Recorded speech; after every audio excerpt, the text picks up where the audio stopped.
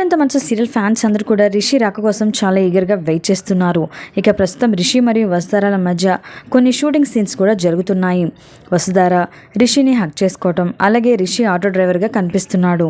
మరి వసుధారాని చంపబోతుంటే రిషి కాపాడినట్లుగా కూడా తెలుస్తోంది.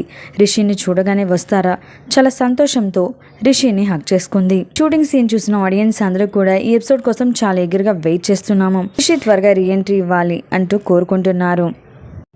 రిషి రాబోయే ఎపిసోడ్స్లో గతం మర్చిపోయాడా?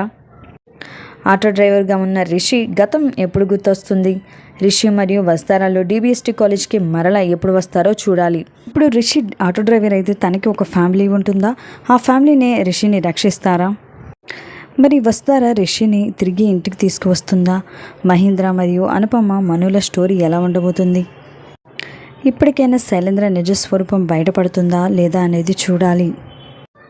చూస్తుంటే రాబోయే ఎపిసోడ్స్ ఈ సీరియల్ మరింత ఇంట్రెస్టింగ్గా ఉండబోతున్నట్లుగా కూడా తెలుస్తోంది.